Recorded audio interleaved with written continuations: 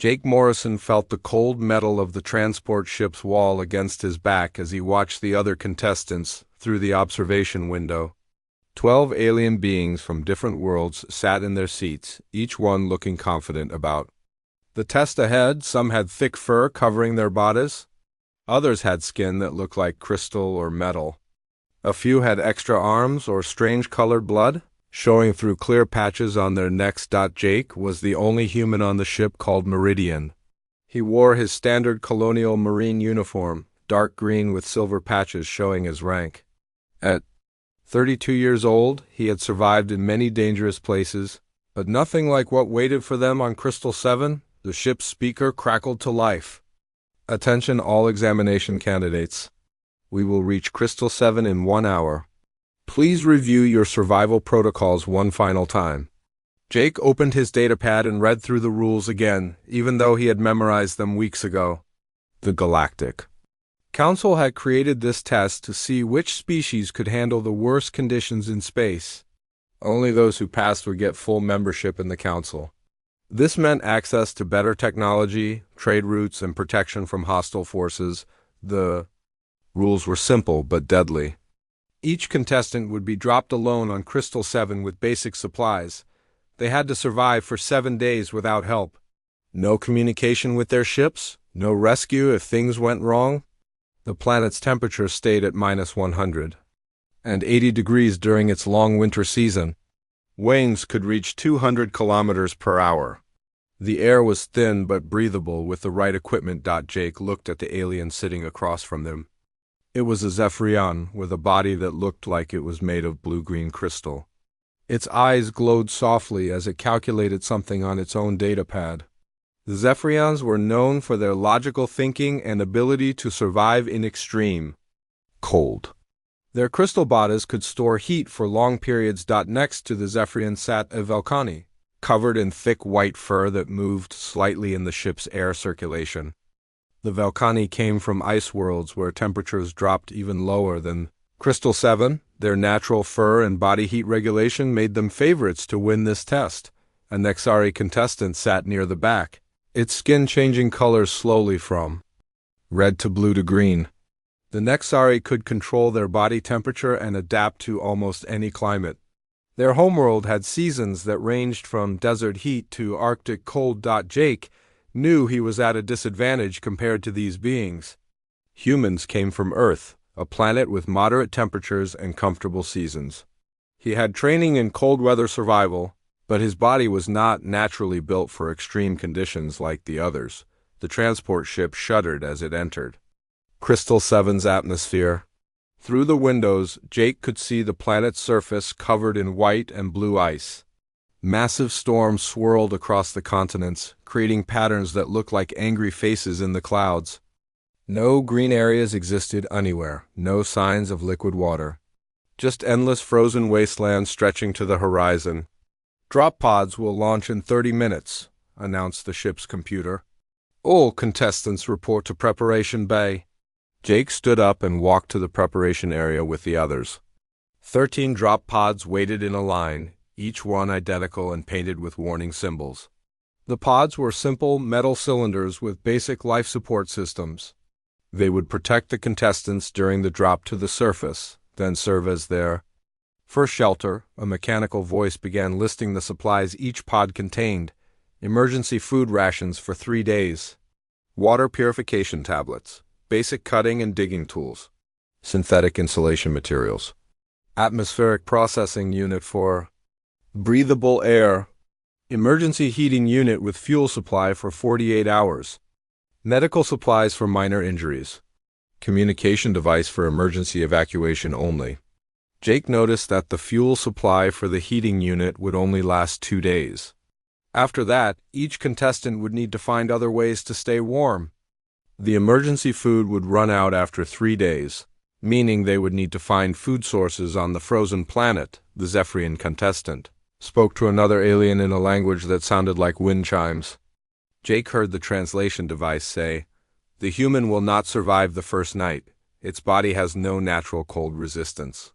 A Velcani turned to look at Jake with its large black eyes. Why did Earth send such a weak representative?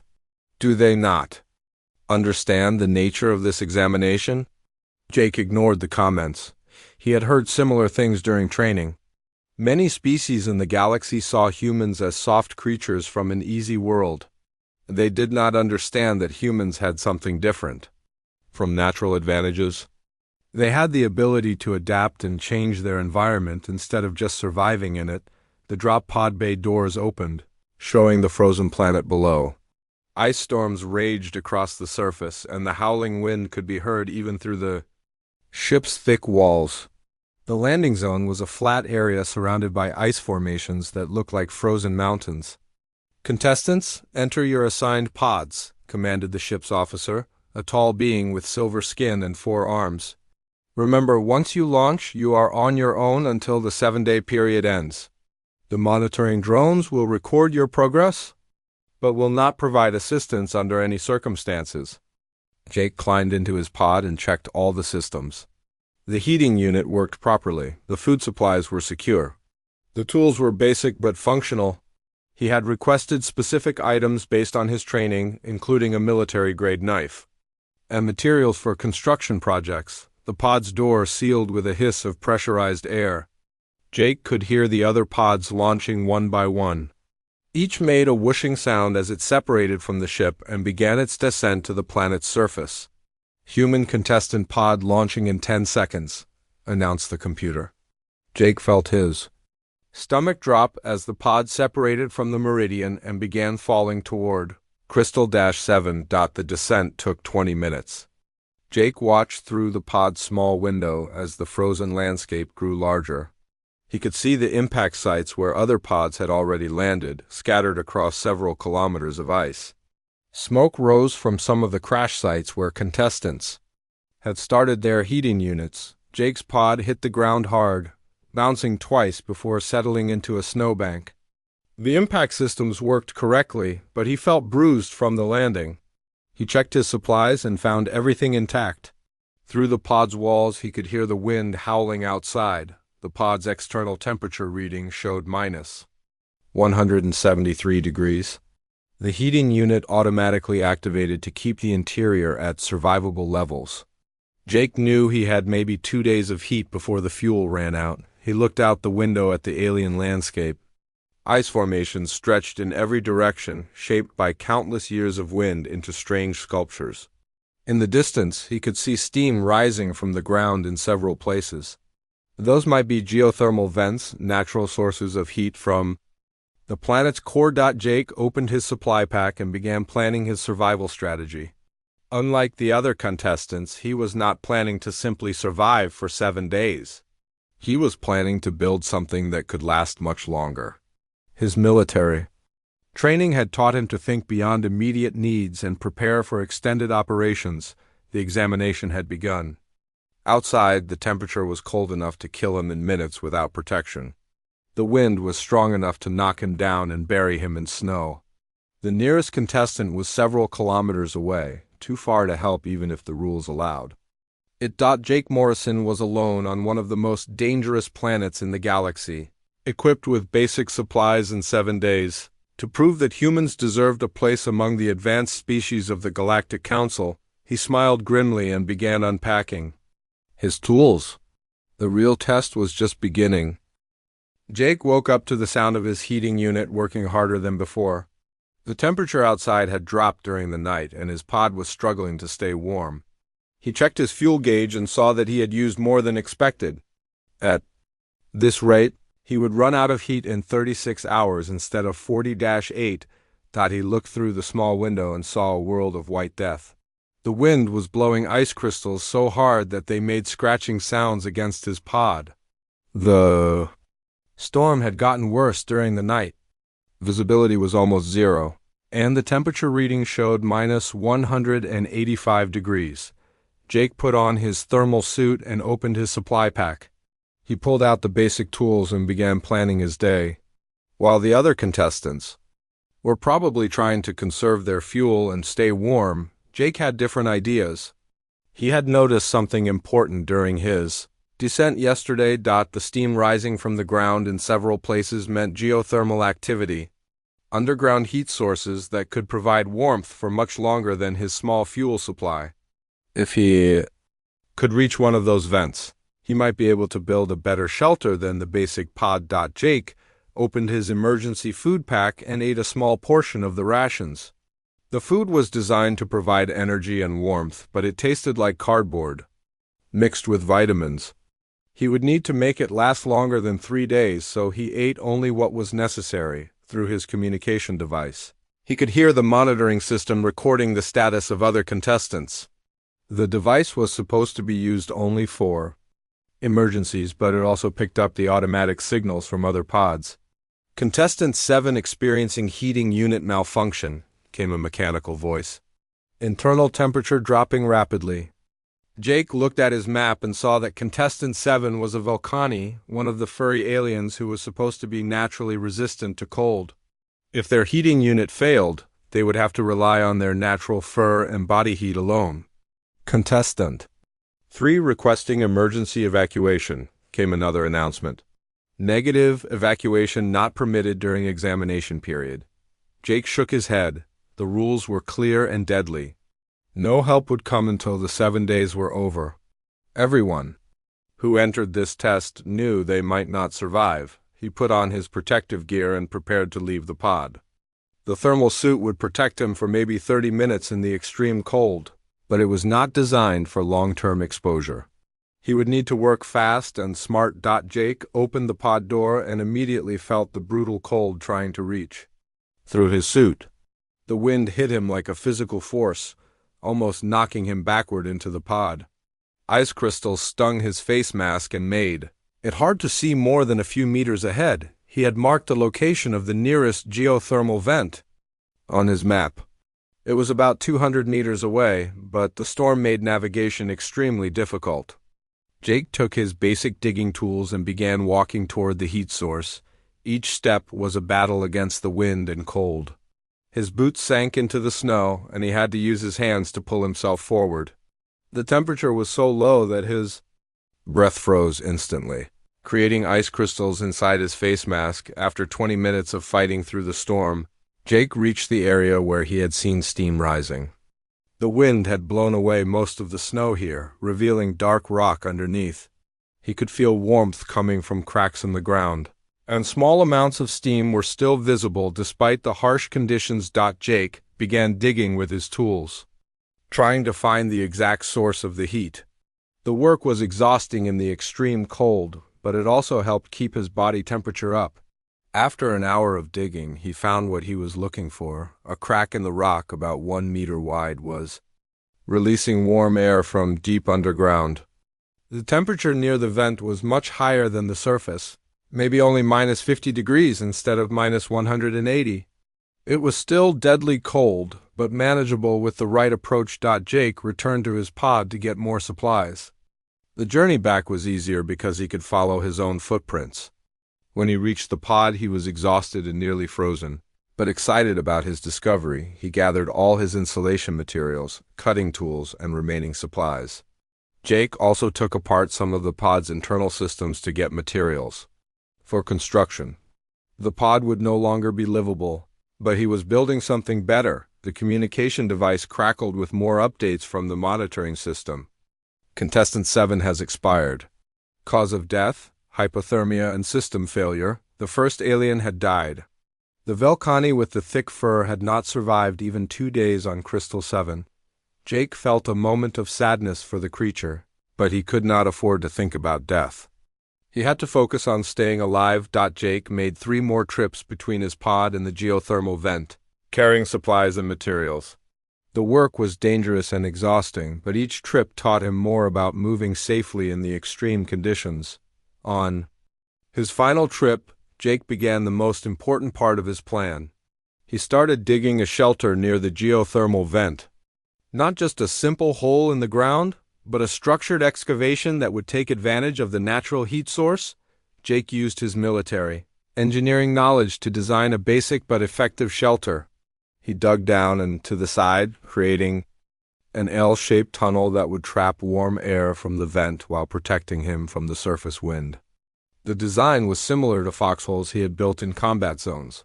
but adapted for extreme cold conditions. The digging took most of the day.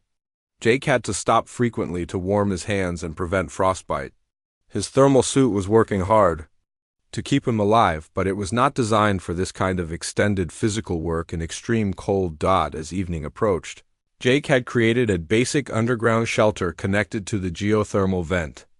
The temperature inside was much warmer than the surface, maybe minus 20 degrees.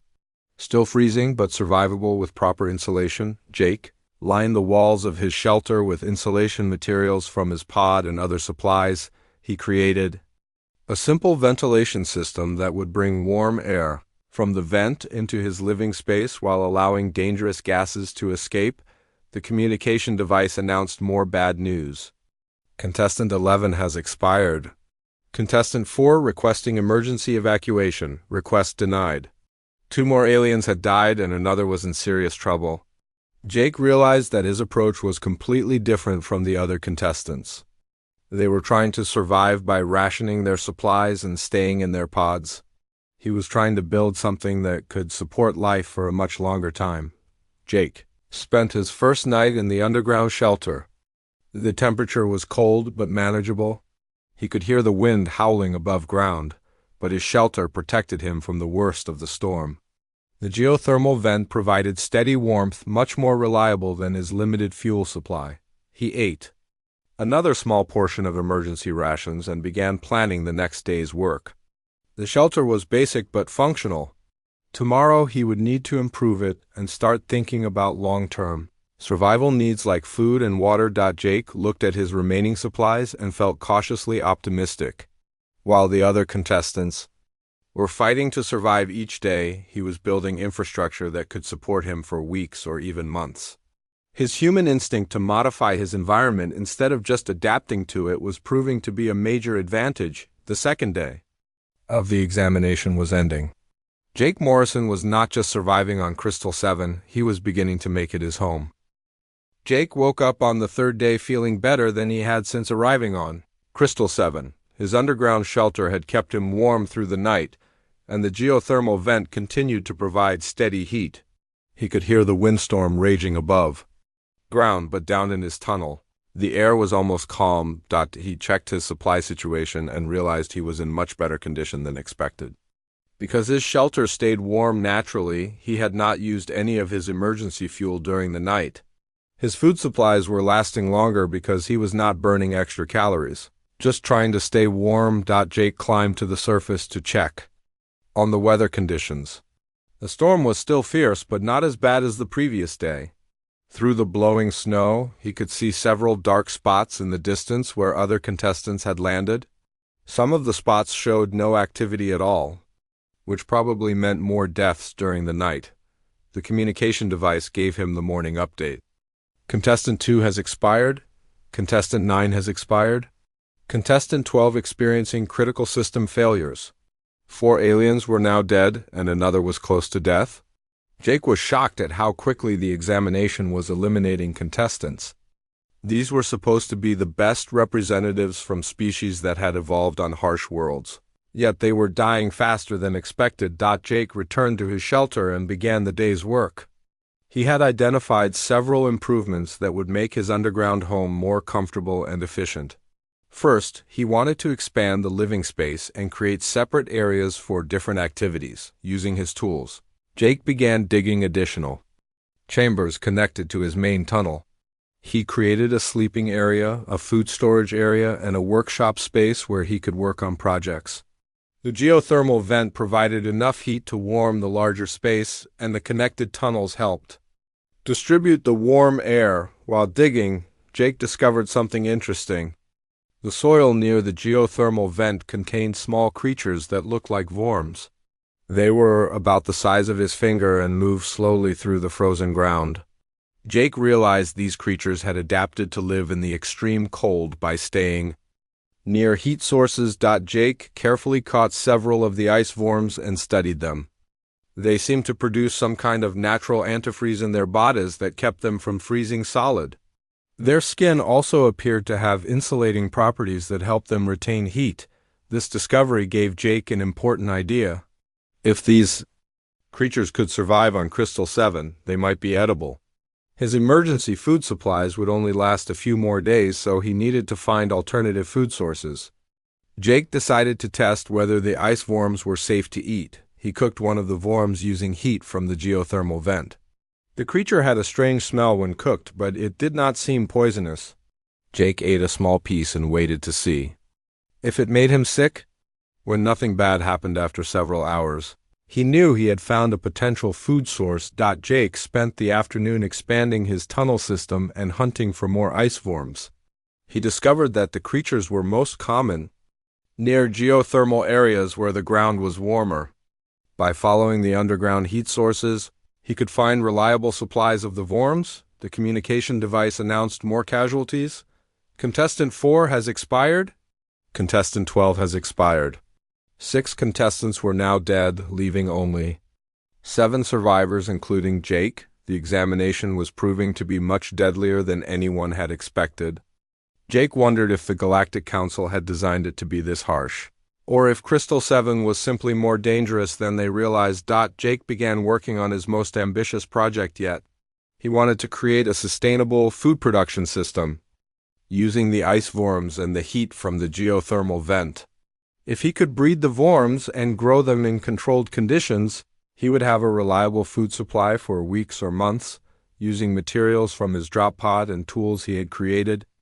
Jake built a simple farming area in one of his underground chambers. He lined a section of the floor with organic material and created a warm, moist environment where the ice worms could reproduce and grow. The work was complicated and required careful attention to temperature and moisture levels. Jake had to experiment with different approaches to find what worked best.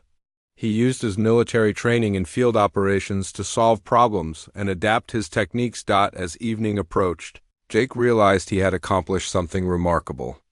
In just 3 days, he had built an underground complex that included living quarters, food storage, a workshop, and now a basic farming operation. His shelter was no longer just a survival refuge, it was becoming a permanent base of operations. Jake prepared his evening meal using ice worms he had caught and cooked. The taste was not pleasant, but the creatures provided protein and nutrients he needed to stay healthy. He also ate a small portion of his emergency rations to supplement the unusual meal. The communication device provided the evening update. Contestant 6 experiencing severe hypothermia. Contestant 8 has lost communication contact. Jake realized that the examination was entering a critical phase. More than half of the original contestants were dead, and the survivors were struggling with equipment failures and medical problems. The Zephyrian with the crystal body was still alive, as was one of the Nexari who could control their body temperature. Jake checked his own condition and found that he was in excellent health. The warm shelter, adequate food supply, and protection from the harsh weather had allowed him to maintain his strength and energy. While the other contestants were getting weaker each day, Jake was actually getting stronger as he improved his living situation. He spent the evening working on tool improvements and planning expansion projects for his underground complex. Jake had identified several other geothermal vents in the area that could be connected to his tunnel system. With enough work, he could create a network of heated tunnels that would allow him to move safely across a large area of the planet's surface. Jake also began thinking about longer-term survival needs. His iceworm farming operation was promising, but he wanted to find other food sources as well. He had noticed that some areas near geothermal vents had different types of soil and mineral deposits. There might be other forms of life that could provide nutrition. The third night on Crystal 7 was the most comfortable Jake had experienced since arriving. His shelter maintained a steady temperature that was cold but manageable. The sound of the wind above ground reminded him of the deadly conditions on the surface, but he felt secure in his underground home. Jake looked at his remaining emergency supplies and realized he had barely used them. His heating fuel was still almost full because he depended on geothermal heat. His emergency food would last several more days, and he was supplementing it with ice worms. His medical supplies were untouched because he had stayed healthy and avoided injury. The other contestants had been trying to survive by rationing their limited supplies and enduring the harsh conditions.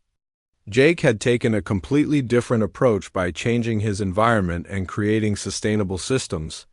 Instead of just surviving day by day, he was building a foundation for long-term habitation. As Jake prepared for sleep, he heard the communication device announce more bad news from the surface. Contestant 8 has expired. Communication lost with Contestant 6.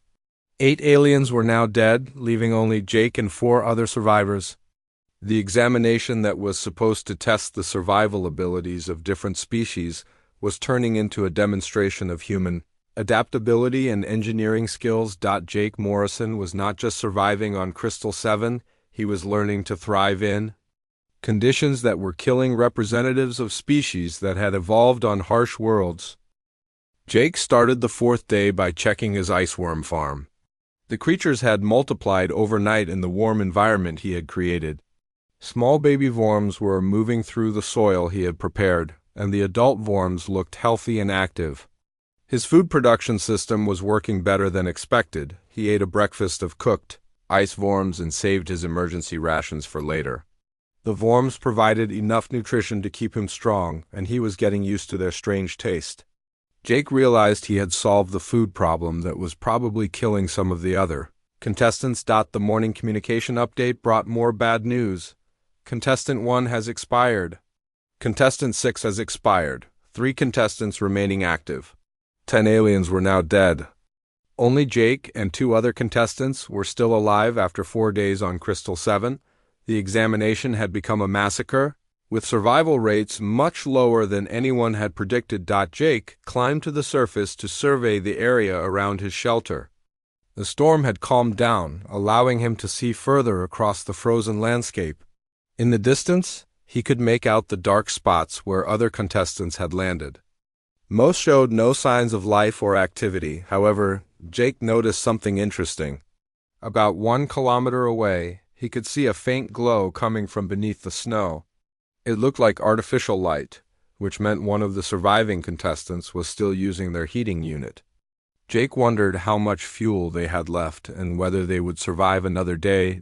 Jake returned to his underground complex and began his most ambitious project yet.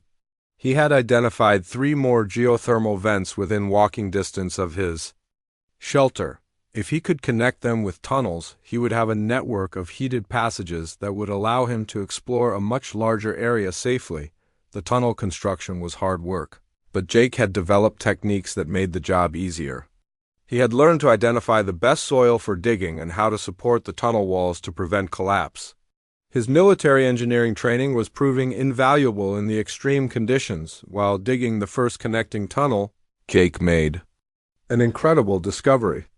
About 2 meters underground, his tools hit something that was not rock or soil. It was smooth and artificial, clearly made by intelligent beings.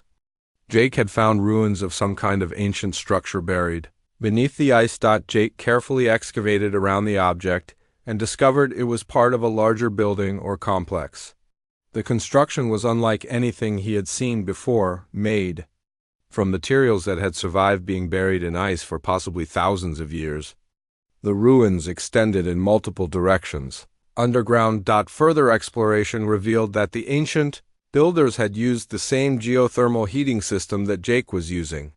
The ruins contained channels and chambers designed to capture and distribute heat from underground sources. Whoever had built this place had faced the same survival challenges that Jake was facing now.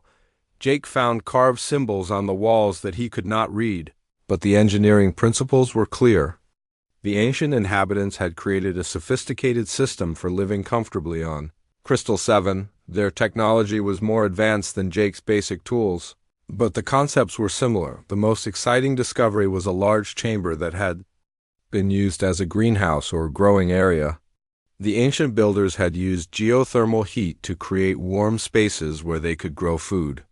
The chamber still contained traces of soil and organic matter that had been preserved in the frozen conditions. Jake realized he had stumbled upon proof that Crystal 7 had once supported a thriving civilization. The planet was not just a frozen wasteland, but a world where intelligent beings had lived and built cities. The extreme cold had come later, possibly due to climate change or some other disaster. The communication device interrupted his exploration with another update. Contestant 10 experiencing critical system failure. Emergency evacuation requested and denied. Another contestant was close to death.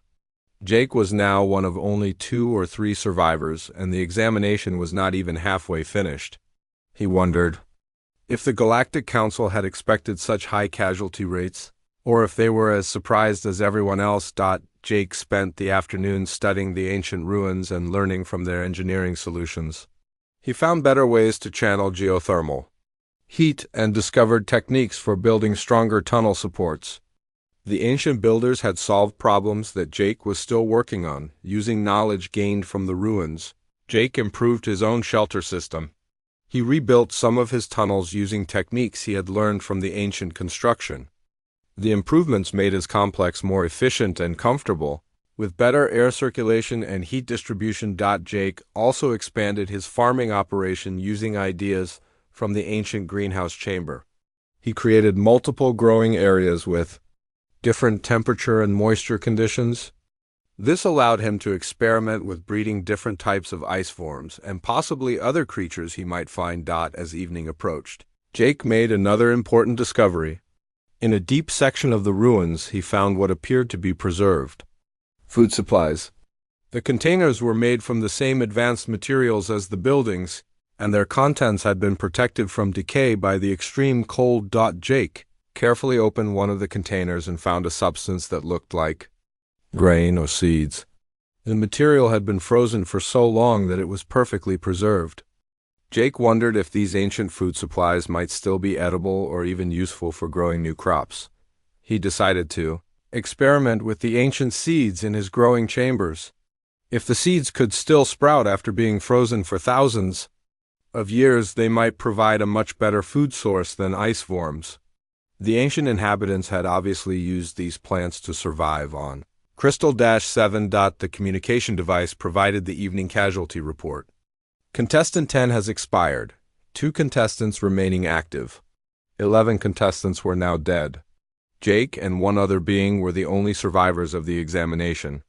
Jake wondered who the other survivor was and how they were managing to stay alive. The Zephyrian with the crystal body had seemed like a strong candidate, as had the Nexari who could control their body temperature. Jake prepared his evening meal using a combination of ice, worms, and emergency rations. He also experimented with some of the ancient preserved food he had discovered. The ancient substance had a nutty flavor and seemed to be very nutritious. It was definitely better than ice forms. As night fell, Jake reflected on how much his situation had changed since the examination began. He had started with basic survival supplies and a simple pod for shelter.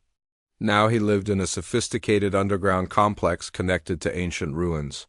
He had sustainable food production, reliable heating, and comfortable living spaces. More importantly, Jake had learned that Crystal-7 was not an impossible death world. It was a planet where intelligent life could thrive with the right knowledge and technology. The ancient ruins proved that a civilization had once flourished here, and Jake was rediscovering their techniques. Jake realized that his approach to the examination was fundamentally different from the other contestants. They had tried to endure harsh conditions and wait for rescue. Jake had adapted to the environment and learned to work with it instead of against it. The 4th night on Crystal-7 was the most comfortable yet. Jake's improved shelter maintained perfect temperature and humidity levels. His food supplies were secure and growing. His knowledge of survival techniques was expanding every day as he learned from the ancient ruins outside. The wind continued to howl across the frozen surface, but Jake barely noticed it anymore. His underground world was warm, safe, and increasingly sophisticated. He was not just surviving the examination, he was mastering the planet that had killed 11 other contestants. Jake Morrison had transformed from a simple survival candidate into a pioneer who was rediscovering the secrets of living successfully on one of the galaxy's most dangerous worlds. Jake woke up on the 7th and final day of the examination feeling stronger than when he had first arrived on Crystal-7, his underground complex. had grown into a small city with multiple chambers, efficient heating systems, and thriving food production areas. The ancient seeds he had found were beginning to sprout in his growing chambers, promising even better nutrition in the future. The morning communication update was brief. One contestant remaining active besides human candidate. Examination period concludes at sunset. Jake was surprised that another contestant had survived the full 7 days. He had expected to be the only survivor based on the steady stream of death announcements over the past week. Jake wondered what species the other survivor represented and how they had managed to stay alive. Jake spent the morning making final improvements to his shelter system. He had learned so much from the ancient ruins that his complex now rivaled the engineering achievements of the original inhabitants. His tunnels were perfectly insulated, his heating was efficient and reliable, and his food production could support him for months or even years. He prepared a breakfast using the ancient grain he had discovered, mixed with ice worms and some of his remaining emergency rations. The combination provided excellent nutrition and actually tasted quite good. Jake had successfully adapted his diet to use local food sources that could sustain him indefinitely. At midday, Jake heard a sound he had not expected. Someone was digging above his shelter. Jake climbed through his tunnel system to investigate and was amazed to find another survivor had reached his location. It was the Zephyrian with the crystal body, but the alien looked terrible. The Zephyrian's crystal skin was cracked and cloudy. Its movements were slow and unsteady. Ice had formed around its joints, making it difficult for the creature to walk properly. Somehow, the alien had managed to survive the full examination period, but it was clearly close to death. "Human," the Zephyrian said in a weak voice, "I detected geothermal activity from this location. My heating systems have failed. I require assistance to survive until extraction." Jake looked at the dying alien and felt sympathy for its suffering. The Zephyrian had lasted 7 days through pure determination and its natural crystal body's ability to store heat. But now it was at the end of its endurance. "You can enter my shelter," Jake said, "but you should know that this is more than just a temporary refuge." Jake led the Zephyrian down into his underground complex. The alien's eyes widened in amazement as they passed through tunnel after tunnel of sophisticated construction. The Zephyrian had expected to find a simple survival shelter, not an elaborate underground city. "This is impossible," the Zephyrian said, its voice growing stronger as the warm air revived its systems. "How did you construct such an extensive facility in only 7 days?" Jake showed the alien through his living quarters, workshop areas, food production chambers, and the ancient ruins he had discovered and integrated into his design.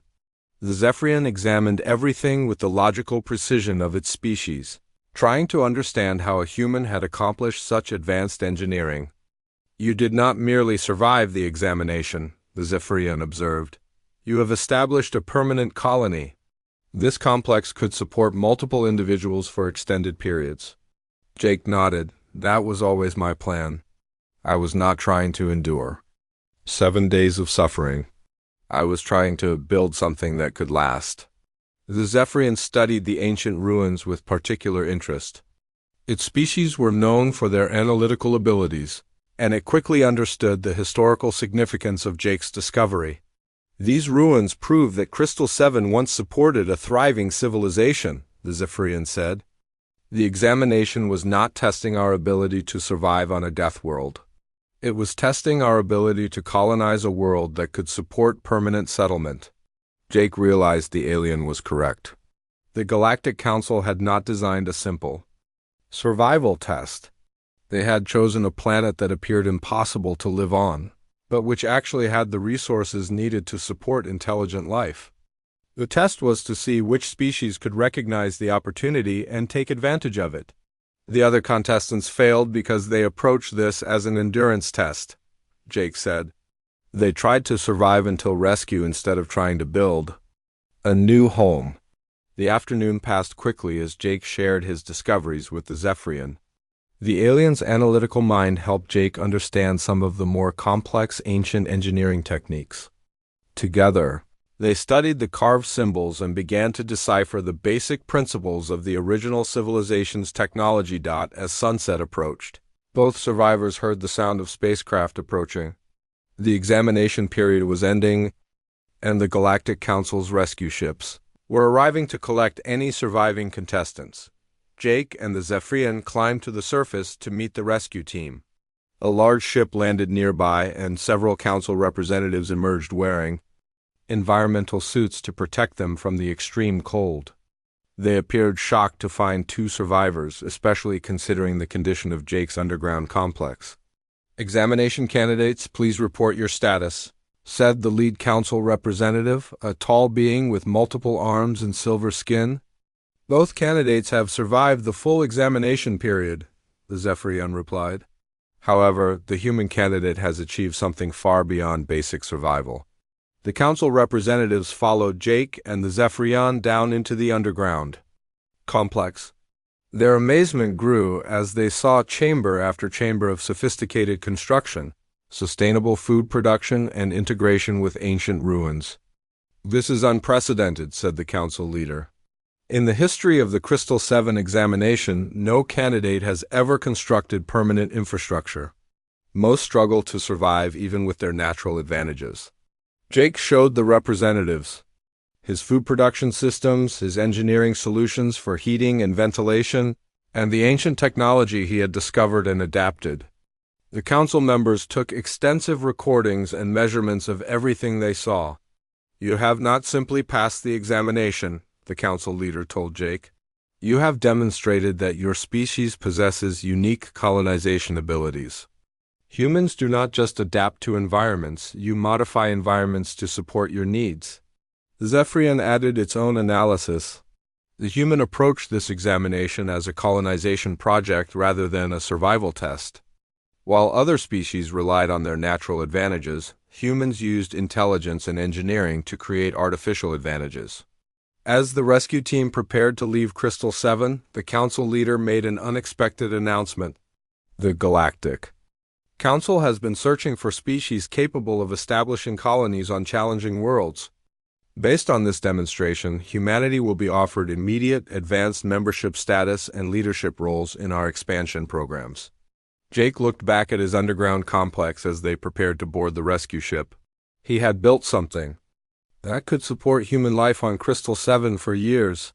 His shelter had everything needed for a permanent settlement: reliable heating, sustainable food production, comfortable living spaces, and room for expansion. "Will the complex be preserved?" Jake asked. "Absolutely," the council leader replied. "This will serve as the foundation for Crystal 7's first permanent colony. Your species will be invited to send families and additional personnel to expand the settlement." As the rescue ship left Crystal 7's atmosphere, Jake realized that the examination had changed everything.